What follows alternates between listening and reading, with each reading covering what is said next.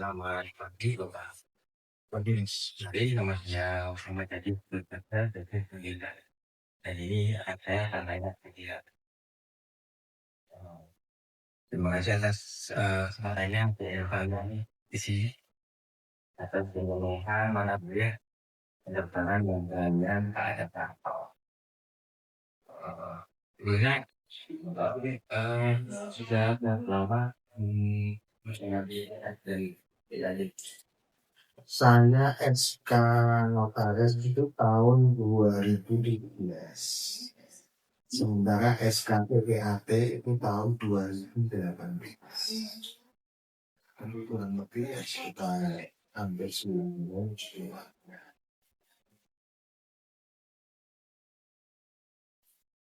Oke, baik Bapak di sini sama saya. Saya mau bertanya, apa perbedaan mendasar antara kewenangan notaris dan PPAT dalam sistem hukum Indonesia ya Bapak? Begini, perbedaan notaris dan PPAT. Kalau notaris itu adalah pejabat yang diberikan kewenangan sesuai Undang-Undang Jabatan Notaris yang di SK-kan oleh Menteri Hukum yang sekarang jadi Kum ya, Menteri Hukum. Sementara kalau PPAT itu di bawah Kementerian ATR BPN. Jadi tugasnya kalau untuk notaris itu membuat semua akte-akte baik itu perjanjian, akte pembuatan CV, badan hukum misalnya PT, yayasan, pokoknya yang terkait dengan sifat-sifat produk hukum perdata. Jadi mungkin surat keterangan waris, istilahnya pengakuan hak apa. Sementara kalau PPAT itu hanya dikotominya pada 8 akta yang berkaitan dengan pertanahan. Jadi akta jual beli, akta hibah, akta waris, tukar menukar, imbreng. Baik Bapak, saya mau tanya lagi, mengapa dalam praktik sering dijumpai notaris yang juga menjabat sebagai PPAT? Itu bagaimana ya Bapak? Jadi rata-rata pejabat notaris dan PPAT itu memang satu kesatuan. Walaupun mereka punya dua jabatan yang berbeda. Dan tugas pun juga sangat berbeda. Jadi seperti yang saya sampaikan tadi bahwa notaris di bawah Kementerian Hukum. Sementara PPAT di bawah Kementerian ATR BPN. Jadi tugas PPAT itu membantu kepala kantor dalam penyelenggaraan pertanahan. Baik itu perubahan substansi ya. Apa jual beli, perubahan, kan macam-macam termasuk akte hak tanggungan perbankan itu hanya PPAT. Sementara yang di notaris, jadi kalau dipisah dengan orang yang berbeda nggak mungkin. Dan kenapa harus jabatan yang sama kan dibatasi bahwa notaris dan PPAT itu wilayah jabatannya. Kalau PPAT ada dalam sekitar wilayah kantor pertanahan kota dan kabupaten. Sementara notaris juga gitu. Walaupun ada beberapa yang mengatakan jabatan notaris itu sewilayah Jawa Timur, tapi prakteknya kan tetap pada domisili kota tempat SK-nya dia berada. Semacam ini. Bapak, terus apa batasan kewenangan PPAT dalam pembuatan akta yang berkaitan dengan tanah? Kalau PPAT yang saya sampaikan tadi, jadi batasannya hanya sampai 8, hanya 8 akta yang mereka buat. Akta jual beli, tukar menukar, akta waris, akta pembagian hak bersama, akta hak tanggungan.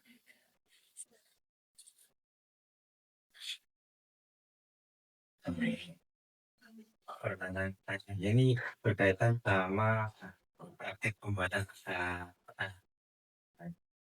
dalam proses jual beli tanah. Kira-kira bagaimana tahapan kerja PPAT sejak para pihak itu datang hingga ada akta itu ditandatangani? Jadi ini kalau saya mengistilahkan pada akta jual beli.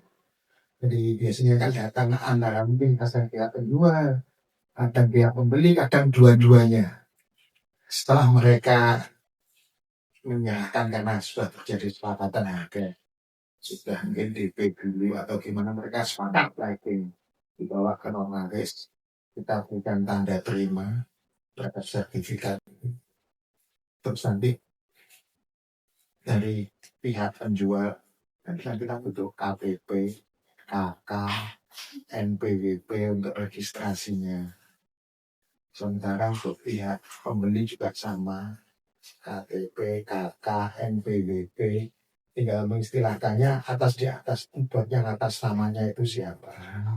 Setelah itu nanti baru kita follow up validasi ke Bapenda sambil kita lakukan pengecekan juga terhadap sertifikat itu, keabsahannya. Jadi yang bisa menentukan asli sertifikat itu hasil dari pengecekan. Setelah validasi Bapenda keluar menentukan harga jual penjual dan pembeli dengan harga Bapenda biasanya berbeda. Titik tolaknya pada nilai jual objek pajak. Setelah pajak jual beli mereka sepakat antara penjual dan pembeli, terus dilakukan pembayaran, kan ada hak istilahnya pajak penjual itu PPh pasal 21. Sementara untuk pajak pembeli kan kena di THTB, sirkulasinya kena kalau untuk penjual 5%, kalau untuk pembeli 5%, kalau untuk penjual 2,5% dari nilai.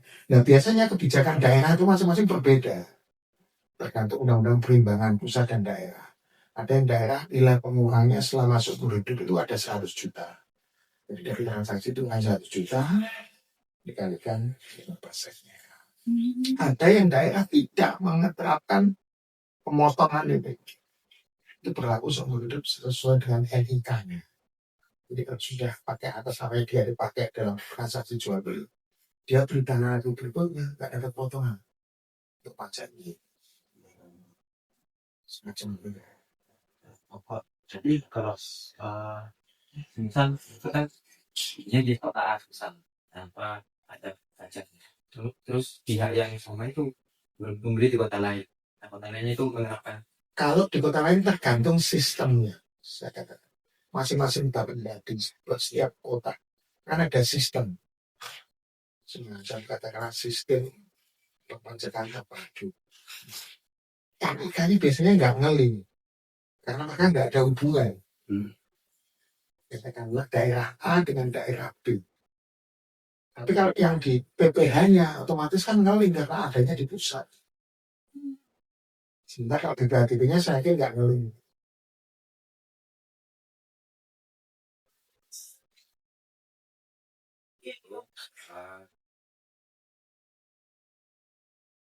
Iya. Kalau PPAT itu gimana sih memastikan bahwa objek tanah itu tidak dalam sengketa atau tidak bermasalah? Kita lakukan pengecekan di tabulasi DPR kan ada pengecekan tanah. Jadi kan di situ akan muncul hasil pengecekan semuanya. Jadi ada blokir, ada sita, ada hak tanggungan atau ada sengketa apa, di situ muncul semua. Sebatas tidak ada blokir, tidak ada apa-apa, tidak, dan sertifikat itu sesuai dengan data DPR, akan muncul semua di situ. Berarti ini ya apa tetap berkomunikasi dengan berhubungan dengan BPN. Otomatis harus. Kan sekarang ada sistemnya pakai online semua. Iya.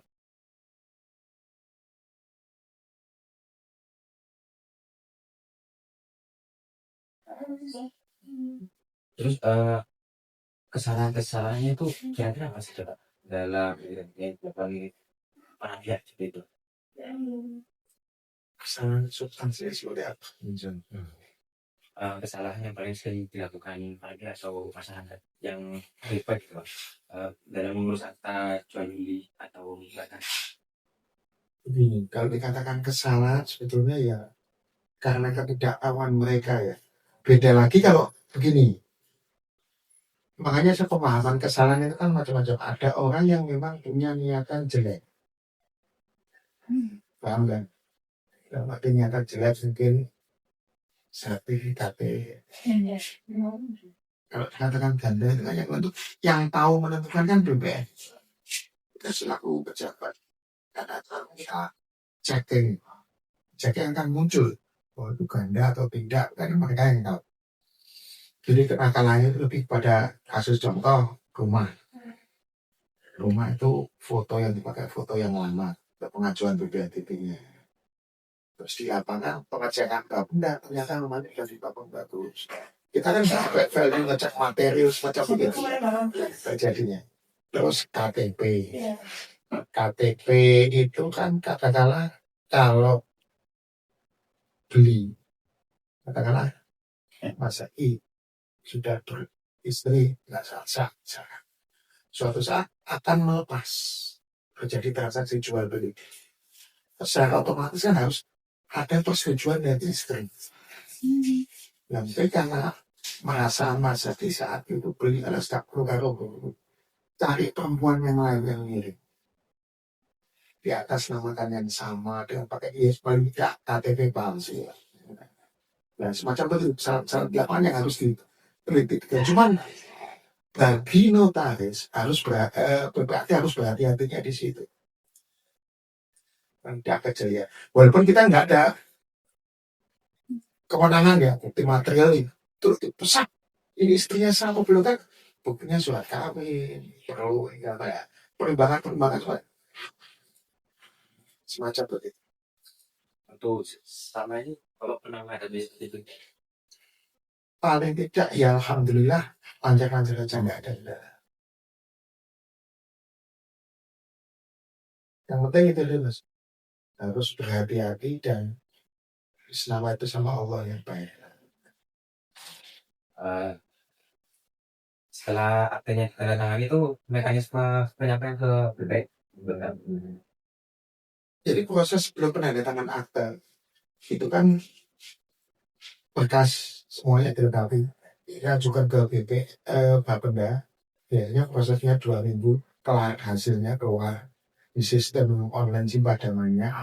Kalau antara penjual dan pembeli sudah sepakat terhadap objek pajaknya, katakanlah rumah, mereka beli katakanlah dengan pakai nilai 500 juta. Terus kita majukan ke Bapeda, tapi objek NJOP-nya kan nilainya ditentukan mungkin harga 600 juta dia lebih tinggi. Mereka sepakat sudah, ya sudah mereka bayar dulu pajaknya, baru kita draft aktanya. Draft selesai, baru kita melakukan tanda tangan akte jual dulu. Nah termasuk di situ kita jelaskan juga di objek akte jual beli bahwa jual beli ini sudah dibayar semuanya betul, sudah diterima kan otomatis kan ada pembuktian ya sudah diterima untuk balik namanya sudah beliau istilahnya rela dilakukan balik nama KHA-nya sudah penuhi semuanya baru tanda tangan selesai kita send berkas semuanya lalu kita daftarkan ke kalian ke BPN. Semuanya harus jelas itu. Ya. Dan apalagi di hadapan penjual dan pembeli kita harus memberikan wawasan penjelasan terhadap maksud dari aktenya itu apa. Jadi jangan sampai mereka menandatangani akte tapi nggak ngerti apa yang dimaksud. Itu kan celah kawan hukumnya di situ. Sampai mereka paham sebelum tanda tangan akte.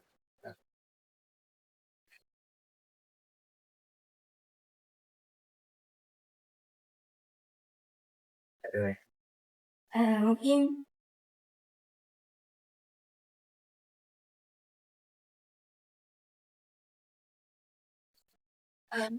pertanyaan terakhir dari saya dan bagi ya Bapak. Bapak pernah ngalamin yang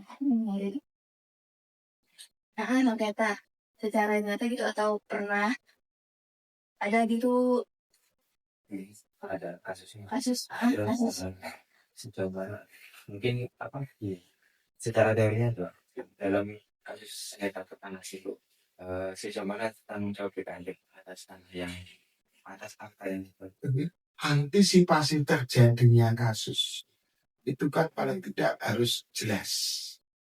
Dalam arti kan begitu sertifikat masuk, kapan harus diperhatikan betul, kenapa harus dilakukan pengecekan ke TPN. Itu salah satunya pengantisipasi kasus itu. Jadi kalau terjadi sertifikat ganda, sertifikat palsu atau apa, tahunya dari situ. Sebelum melangkah ke proses tahapan berikutnya, baik itu jual beli, hibah, atau ada pembagian hak bersama. Prosesnya di situ untuk mengantisipasi. Dan alhamdulillah saya sendiri juga minta dan mohon pada Allah jangan sampai terjadi seperti itu. Berarti belum pernah ya Bapak? Ya, alhamdulillah jangan sampai terjadi. Jadi Mbak mungkin dapat memotivasi saran bagi mahasiswa hukum yang akan berbeda.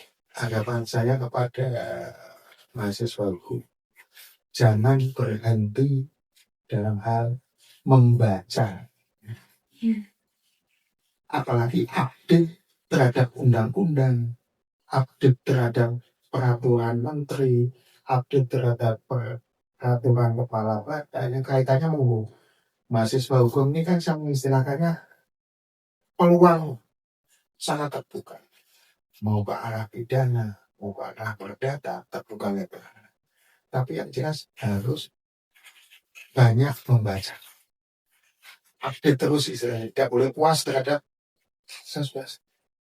Karena pengetahuan undang-undang terus dinamikanya berubah. Jadi update-nya harus selalu update. Semacam itu. Update pengetahuan istilahnya, upgrading terhadap ilmu keilmuan. Jadi tidak segan-segan, terus cukup S1 Mbak. Kalau ada mungkin seminar, kalau ada mungkin pendidikan sifatnya apa, perlu ikuti. Jadi istilahnya untuk pengembangan ilmu. Nggak ada jeleknya. Jadi kalau katakanlah mungkin Mas Zaki kepengen kepada arahnya lawyer atau advokat, sementara Mbak Sasa kepada perdata, mungkin kepengen jadi notaris PPAT. Jadi ilmunya jangan hanya perdata, beda ya, itu tetap dipelajari. Sebab itu kan menghindari celah-celah hukum, pengetahuan semua jadi faham. Semacam begitu. Saya sampaikan. Jadi anda ilmu juga ini diperlukan juga Upgrade, iya upgrade ilmunya. Jadi tidak hanya ilmu yang didapat di kampus, tapi tetap cari ilmu yang ada di luar yang didapatkan kalian berkesinambungannya terhadap menunjang keilmuan hukum. Mungkin di saat mahasiswa seperti ini ada pendidikan paraogal. Kan walaupun S1 kan di atasnya paraogal, kan ilmunya yang dicari. berarti di era digital ya. Betul, dituntut segala macam hal. Jadi mau nggak mau kita ini dipaksa teknologi yang harus memahami, utamanya IT. Di tengah perkembangan yang cukup signifikan dari AI. Oh, ini sekarang jeli harus di bidang hukum. Mungkin bisa dicukupkan ya Bapak. Ya, terima kasih banyak. Terima kasih Pak. Sama-sama bermanfaat untuk semuanya. Ya.